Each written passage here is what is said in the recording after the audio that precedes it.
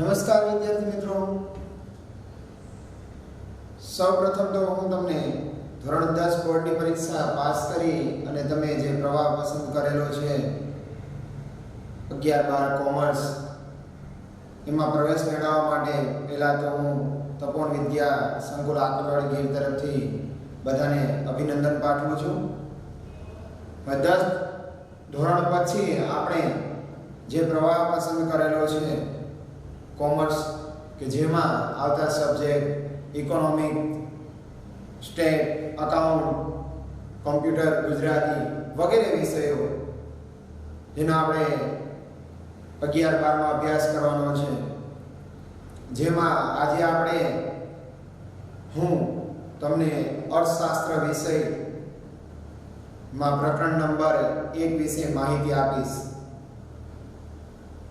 અર્થશાસ્ત્ર એક એવો વિષય છે કે જે કંટાળાજનક ન લાગે, કોને ન લાગે, તો જેણે વ્યવસ્થિત રીતે ધ્યાન આપેલો હશે તેને આ વિષય વ્યવસ્થિત રીતે સમજણપૂર્વક સરળ લાગશે. થોડુંક ધ્યાન આપવાનું રહેશે.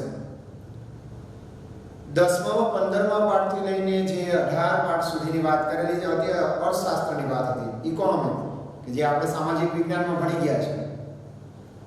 આર્થિક વિકાસ, ભાવ વધારો, ગરીબી, બેકારી, મોંઘવારી, ફુગાવો કોને કહેવાય, બેંક એટલે શું, તો આ બધી જે તે યોજનાઓ હતી.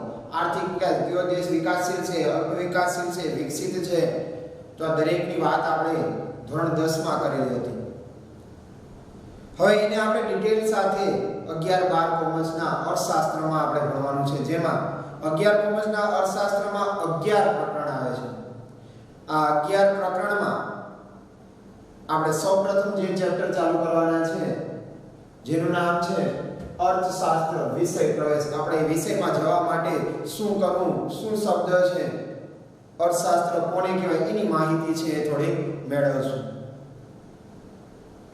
અર્થશાસ્ત્ર વિષયમાં ખાસ કરીને બેંક, માંગ, પુરવઠો, એને લગતી રેખાઓ, વર્ષ, સમયગાળો, વસ્તી, માનવ સંસાધન, બજેટ કોને કહેવામાં આવે છે, બજાર કોને કહે છે, આ દરેકની વાત આપણે આર્થિક રીતે તમામ પ્રશ્નોના ઉકેલ છે આપણે અર્થશાસ્ત્રમાં મેળવવાના છે. અને એના પછીનું સ્ટાન્ડર્ડ એટલે 12મા ધોરણમાં પછી એની વાત કરવાની છે. તો અહીંયા જે આપણે ચેપ્ટર લેવા જઈ રહ્યા છે એનું નામ છે અર્થશાસ્ત્ર વિષય પ્રવેશ. સૌપ્રથમ તો મિત્રો આપણે એનો વિષય પ્રવેશ કરીએ ત્યારે પ્રસ્તાવના દરેક પાઠમાં જોવાની છે. તો આપણે આપણા વિષય તરફ જઈએ તો એમાં પ્રસ્તાવનામાં આવશે કે વિષય પ્રવેશમાં શું હોઈ શકે, કોને કહેવાય અર્થશાસ્ત્ર. તો શરૂઆત કરીએ મિત્રો, ધ્યાન આપજો. અર્થશાસ્ત્રની દુનિયામાં જે અર્થશાસ્ત્ર જે વિષય છે આપણે સામાજિક રીતે જોઈએ તો માનવી બુદ્ધિશાળી પ્રાણી ગણવામાં આવે છે. આ માનવી બુદ્ધિશાળી પ્રાણી ગણવામાં આવે છે એનું કારણ મુખ્યત્વે એક છે કે જે બીજા પ્રાણીઓ કરતા શું અલગ પડે છે અને એટલા માટે બુદ્ધિશાળી પ્રાણી કહેવાય. એટલા માટે માનવી છે બુદ્ધિશાળી પ્રાણી હોવાના લીધે તેને કેટલીક વસ્તુઓ, જે આસપાસની વસ્તુઓ છે એનું વિશ્લેષણ કરતા આવડે છે, એનું વર્ગીકરણ કરતા આવડે છે. ખાસ ધ્યાન રાખજો, માનવી બુદ્ધિશાળી પ્રાણી છે એની સામે આસપાસની તમામ વસ્તુઓનો એનો શું કરતા આવડે છે, એનું વર્ગીકરણ કરવામાં આવે છે અને એનું વિશ્લેષણ કરતા પણ એને આવડે છે. આસપાસની દુનિયાની ગમે તે ચીજ વસ્તુ હોય તો એને અલગ પાડી શકે છે, એના વિશે સમજણ મેળવી શકે છે. તો માનવી બુદ્ધિશાળી પ્રાણી હોવાના લીધે, આવી સમજણ શક્તિ ધરાવતો હોવાના લીધે તેને કેટલીક પરિસ્થિતિઓમાંથી પસાર થવું પડે છે, વ્યવસ્થાઓમાંથી પસાર થવું પડે છે. અને આ વ્યવસ્થા એટલે કઈ, તો માનવીની મુખ્યત્વે 3 વ્યવસ્થાઓમાંથી પસાર થવું પડે છે. એક છે સમાજ વ્યવસ્થા, એક છે અર્થ વ્યવસ્થા અને એક છે રાજ્ય વ્યવસ્થા. સમાજમાં આવતા પરિવર્તનો, અર્થને આવતા જે પણ કઈ નાણાકીય મૂલ્યને લગતા જે પણ અર્થતંત્રમાં આવતા, ઉદ્યોગોમાં આવતા પરિવર્તનો એટલે કે અર્થવ્યવસ્થામાં. રાજ્ય વ્યવસ્થા, રાજ્યને લગતા પ્રશ્નોનો ઉકેલ મેળવવા માટે. તો મુખ્યત્વે માનવીને કેટલી વ્યવસ્થાઓમાંથી પસાર થવું પડે છે મિત્રો? 3 વ્યવસ્થા. કઈ 3 વ્યવસ્થા? એક છે સમાજ વ્યવસ્થા, અર્થ વ્યવસ્થા અને રાજ્ય વ્યવસ્થા. હવે પછીની વાત કરીએ તો માનવી જે બુદ્ધિશાળી પ્રાણી છે એમ કહ્યું છે, પરંતુ માનવી જે આ વ્યવસ્થામાંથી પસાર થાય છે ત્યારે એ જે વ્યવસ્થાઓ છે એને સમજવા માટે તેને કેટલાક પ્રશ્નો ઉદ્ભવે છે. આપમેળે સમાજમાં રહે તો સમાજમાં કઈ રીતે રહેવું, કયા નીતિ નિયમો, કયા ધોરણો, મૂલ્યો લાગુ પડે છે, આ બધામાંથી ને પસાર થવો તો કેટલાક પ્રશ્નો છે ઉદ્ભવે છે. અને એ પ્રશ્નો ઉદ્ભવે છે ત્યારે એનો ઉકેલ મેળવવા માટે શું કરવું? તો કે એનો ઉકેલ મેળવવા માટે વિવિધ શાસ્ત્રોની શું કરવામાં આવી? રચના કરવામાં આવી. શા માટે વિવિધ શાસ્ત્રોની રચના? તો કે માનવીને જે વ્યવસ્થાઓમાંથી પસાર થવા માટે કેટલાક પ્રશ્નો છે એના ઉકેલ માટે અલગ અલગ વિવિધ શાસ્ત્રોની રચના થઈ. તો આદિકાળ જે છે પાષાણ યુગ છે ત્યારથી માંડીને માણસે જે વિકાસ યાત્રા કરેલી છે એમાં આદિ યુગની વાત કરીએ તો આદિ યુગમાં કેટલાક પ્રશ્નો છે ને માનવી ત્યારે પણ ઉકેલતો, પણ કઈ રીતે? જુદી રીતે. કઈ બે રીતે? તો કે લડાઈ દ્વારા અથવા તો યુદ્ધો દ્વારા. એને કાંઈ પણ જાતની સમજણ શક્તિ હતી નહીં અને એટલા માટે તે કોઈ પણ પ્રશ્ન આવે તો એ આ ત્રણ વ્યવસ્થા તો હતી પણ ત્રણ વ્યવસ્થાનો ઉકેલ માટે શું કરતો? તો કે લડાઈ કરતો અને યુદ્ધો કરતો અને એના દ્વારા ઉકેલ મેળવવાનો પ્રયત્ન કરતો. તો મિત્રો એના દ્વારા ઉકેલ મળતો નહીં. પછી ધીમે ધીમે થતા સમજણ શક્તિનો વિકાસ થયો અને આ સમજણ શક્તિનો વિકાસ થયો ને એટલા માટે અલગ અલગ પ્રકારના શાસ્ત્રોનું તે વાંચન કરતો થયો, શાસ્ત્રોનું નિર્માણ થયું.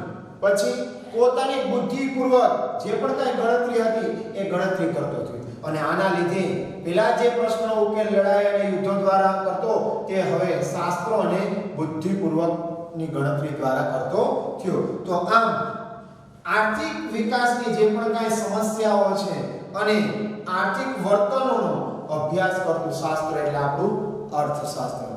માનવી બુદ્ધિશાળી પ્રાણી છે અને એ બુદ્ધિશાળી પ્રાણી ત્રણ વ્યવસ્થાઓમાંથી પસાર થાય છે.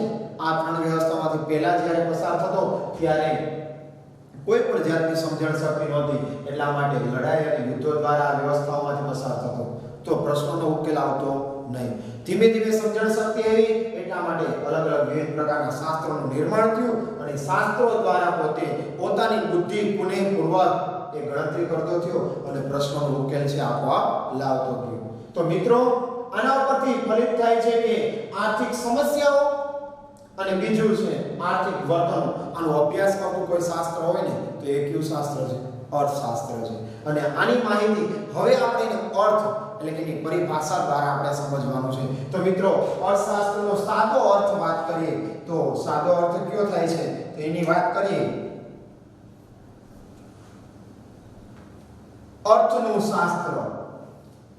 અર્થશાસ્ત્રનો શબ્દ સમજાવો તો સૌપ્રથમ એક જ શબ્દ અર્થનું શાસ્ત્ર. અર્થ એટલે કે ભાઈ જુદા જુદા પ્રકારનું નાણું, મૂલ્ય, અલગ અલગ વિવિધ પ્રકારના નાણું, રૂપિયો, મૂલ્ય, તો આ બધો અર્થ થયો. તો આ અર્થ જે છે અર્થનું શાસ્ત્ર એટલે શું થશે? અર્થશાસ્ત્ર. બીજું તો કે આ શબ્દ છે ને મિત્રો સંસ્કૃત ભાષામાંથી ઉતરી આવ્યો છે. શેમાંથી? સંસ્કૃત ભાષામાંથી. સંસ્કૃત ભાષાના કયા શબ્દો પડે? તો કે આપણો જે શબ્દ અર્થ છે ને અર્થશાસ્ત્રનો અર્થ શબ્દ કઈ ભાષામાંથી ઉતરી આવેલો છે? સંસ્કૃત ભાષામાંથી. હવે અર્થનો મીનિંગ શું થાય છે? તો અર્થ એટલે કે ઉદ્દેશ્ય. અને ઉદ્દેશ્ય એટલે શું? તો કે કશું મેળવવું. ઉદ્દેશ્ય એટલે હેતુ પણ થશે પણ ફરીથી આપણે અર્થશાસ્ત્રનો અર્થ શબ્દ ક્યાંથી આવ્યો છે? સંસ્કૃત શબ્દ છે અર્થ. સાદો અર્થ શું થાય? અર્થનું શાસ્ત્ર. ઉદ્દેશ્ય જેનો મીનિંગ થાય છે ઉદ્દેશ્ય. પણ ઉદ્દેશ્ય એટલે શું? તો કે હેતુ. હેતુ શા માટે? તો કે કશું મેળવવું. ડોક્ટરને આપણે કંઈક મૂલ્ય ચૂકવીએ છીએ ત્યારે આપણે તબીબી સેવા આપે છે. કોઈ પણ ખાનગી કંપનીનો માલિક છે પોતાને નફો થશે ત્યારે એ પોતે ધંધો કરશે. એ પોતાને જે ફેક્ટરી હોય કે ચાહે કોઈ પણ પેઢી હોય એને નફો થશે તો એ આગળ પડતો ધંધો કરશે. તો કંઈક મેળવવા માટે કંઈક કરશે. મીનિંગ શું? તો કે ઉદ્દેશ્ય અને હેતુ રહેલો છે એ માટે એ કરશે. નફો મળશે તો જ એ પોતે કંપની ચલાવશે. નફો મળશે તો જ ગ્રાહક છે ને પોતે વેપારી પાસેથી સારી ચીજ વસ્તુ લેશે. તો આ એનો ઉદ્દેશ છે, કશુંક મેળવવું થાય છે. તો એની પ્રાથમિક માહિતી છે. હવે જોઈએ તો આપણો અર્થશાસ્ત્ર છે એને અંગ્રેજીમાં કહેવામાં આવે છે ઇકોનોમિક્સ. ખાસ ધ્યાન તો કાયમ માટે યાદ રાખવાનું રહેશે. અર્થશાસ્ત્રને અંગ્રેજીમાં શું કહેવાય? ઇકોનોમિક્સ. હવે આ ઇકોનોમિક્સ શબ્દ છે એ ક્યાંથી ઉતરી આવેલો છે? તો કે ભાઈ ગ્રીક નામનો દેશ છે એની ભાષાથી, ગ્રીક ભાષા એમાંથી નીકળી આવેલો છે. કયા શબ્દ પરથી? ઓઇકોનોમસ. કયો શબ્દ? ઓઇકોનોમસ.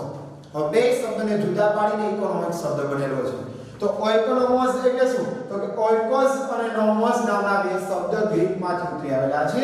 જેમાં ઓઇકોસ એટલે કે ઘર વપરાશની ચીજ વસ્તુઓ, સરસામાન, અને બીજો નોમસ એટલે કે વ્યવસ્થાપન કરવું, એટલે કે વ્યવસ્થા કરવી.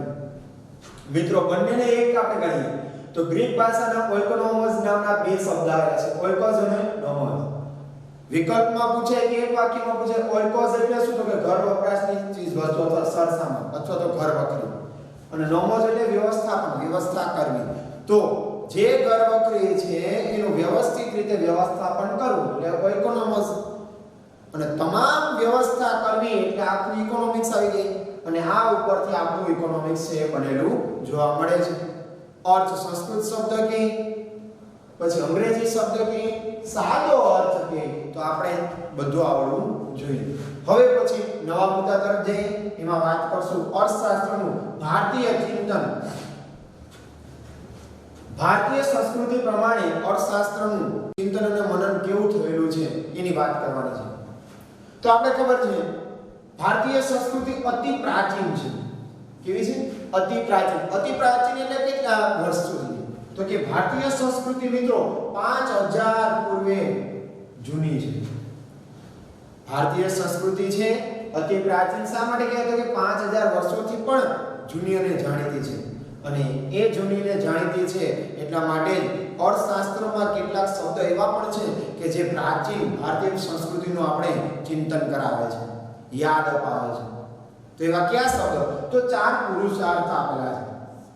આ 4 પુરુષાર્થ ક્યાં? તો કે ધર્મ, અર્થ, કામ અને મોક્ષ.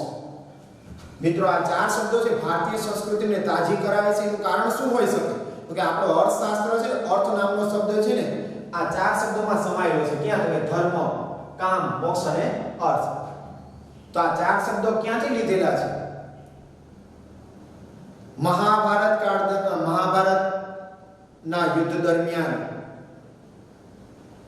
જે યુદ્ધના મેદાનમાં, કુરુક્ષેત્રના મેદાનમાં અર્જુનને જાગૃત અવસ્થામાં લાવવા માટે કૌરવો સામે કઈ રીતના લડવું, તેમાં પાંડવમાં એક આપણા જે અર્જુનને સમજાવવા માટે ભગવાન શ્રી કૃષ્ણના મુખારવિંદમાંથી બોલાયેલી શ્રીમદ ભગવદ ગીતાના આ 4 શબ્દો છે ધર્મ, અર્થ, કામ અને મોક્ષ. કે વ્યક્તિએ કઈ રીતના આ 4 પુરુષાર્થ હાંસલ કરી અને પોતાના જીવનની શરૂઆત કરવી. દરેક જીવન વ્યવસ્થામાં અથવા તો અર્થ વ્યવસ્થામાં આ 4 શબ્દોનો ઉપયોગ કરવામાં આવે છે. એટલા માટે અહીં કીધું 4 પુરુષાર્થ. આ 4 પુરુષાર્થનો શબ્દ છે ને આપણી ભારતીય સંસ્કૃતિ પ્રમાણે અર્થ વ્યવસ્થામાં છે દાખલ કરેલો છે. તો જો ધર્મ, અર્થ, કામ અને મોક્ષ, તો અર્થ નામનો શબ્દ છે આવેલો છે. તો પ્રાચીન સંસ્કૃતિની આ તાજી યાદ કરાવે છે. 4 પુરુષાર્થ ક્યાં છે? ધર્મ, અર્થ, કામ અને મોક્ષ. ત્યારબાદની વાત કરીએ તો આ ચારેય જે છે પુરુષાર્થ એને પ્રાપ્ત કરી અને કશુંક મેળવવાની જે અપેક્ષા સાથે જે પ્રવૃત્તિ થાય ને મિત્રો, એ જ અર્થશાસ્ત્રની પ્રવૃત્તિ છે, આર્થિક પ્રવૃત્તિ છે. ખાદ્ય નથી. કશુંક મેળવવાની અપેક્ષા સાથે થતી પ્રવૃત્તિ એટલે અર્થપૂર્ણ પ્રવૃત્તિ. કશુંક મેળવવું, જો અહીંયા શબ્દ પાછો ઉદ્દેશ્ય, કશુંક મેળવવું. સંસ્કૃત શબ્દ કયો છે? અર્થ. એના ઉપરથી ઉતરી આવ્યો છે. એટલા માટે અહીંયા કીધું કે કાંઈક મેળવવાની અપેક્ષા સાથે જે પ્રવૃત્તિ કરવામાં આવે ને, ખેડૂત પોતે જે પણ અનાજ વાવે છે એનું ઉત્પાદન કરી અને માર્કેટમાં જ્યારે વેચવે છે અને જે વેચ્યા પછી એને મૂલ્ય પ્રાપ્ત થાય છે ને, કાંઈક આપીને કાંઈક એને મેળવેલું છે. તો જે પણ કશુંક મેળવવાની અપેક્ષા સાથે પ્રવૃત્તિ અર્થપૂર્ણ પ્રવૃત્તિ કરવામાં આવે છે. ડોક્ટર પોતે તબીબી સારવાર આપી અને પોતે નાણું છે મેળવે છે. શિક્ષક પોતે શિક્ષણની સેવા આપી અને પોતે નાણું મેળવે છે. તો કાંઈક કશુંક મેળવવાની અપેક્ષા સાથે થતી પ્રવૃત્તિ એટલે કઈ પ્રવૃત્તિ? અર્થપૂર્ણ પ્રવૃત્તિ. બીજું, જીવન નિર્વાહ અને ભૌતિક સુખની પ્રાપ્તિ માટે. ખાસ બે શબ્દો યાદ રાખો. જીવન નિર્વાહ અને ભૌતિક સુખની પ્રાપ્તિ માટે માણસે પોતાના જીવન જીવવા માટે, પોતાના કુટુંબના ભરણ પોષણ કરવા માટે, સુખ સુવિધાવાળું જીવન જીવવા માટે કંઈક ને કંઈક પ્રવૃત્તિ સાથે જોડાયેલો હોય અને એ પ્રવૃત્તિઓ સાથે જોડાયેલો હોય ત્યારે એને અર્થ ઉપાર્જનની પ્રવૃત્તિ તરીકે ઓળખવામાં આવે છે. શા માટે? એ કંઈક કરીને કંઈક મેળવે છે એટલા માટે એને અર્થોપાર્જનની અર્થોપાર્જન આવક મેળવવાથી જેના કુટુંબનું ભરણ પોષણ કરી શકે છે ને એટલા માટે એને અર્થોપાર્જનની પ્રવૃત્તિ કહેવામાં આવે છે. અર્થોપાર્જનનો શબ્દ છે આવક મેળવવી. અને મિત્રો, આવક મેળવવી ને એ પણ આપણા ભારતીય સંસ્કૃતિમાં છે ને માણસનું શું કીધું છે? કર્તવ્ય કીધું છે કે માણસનું સૌપ્રથમ કર્તવ્ય છે પોતે સારામાં સારી આવક મેળવી આવક પ્રાપ્ત કરશે એટલે કુટુંબનું ભરણ પોષણ કરશે અને કુટુંબ સારું સુખ સુવિધા વાળું ભૌતિક જીવન જીવી શકશે ને ત્યારે એ કઈ પ્રવૃત્તિ છે? અર્થોપાર્જન. અર્થ પ્લસ ઉપાર્જન, નાણું મેળવવું, આવક મેળવવી. જે આવક મેળવી ને એ પણ માણસનું પ્રથમ કર્તવ્ય છે અને સુખની પ્રાપ્તિ માટે, ભૌતિક સુખની પ્રાપ્તિ માટે મિત્રો એને આવક મેળવીને એને દરેક મનુષ્ય માટે શું અનિવાર્ય છે. તો આપણે આ ભારતીય સંસ્કૃતિમાં કીધેલું છે કે દરેક મનુષ્યએ પોતાના જીવન ધોરણ, પોતાના કુટુંબના ભરણ પોષણ માટે, જીવન નિર્વાહ માટે, સુખ સુવિધા વાળું જીવન જીવવા માટે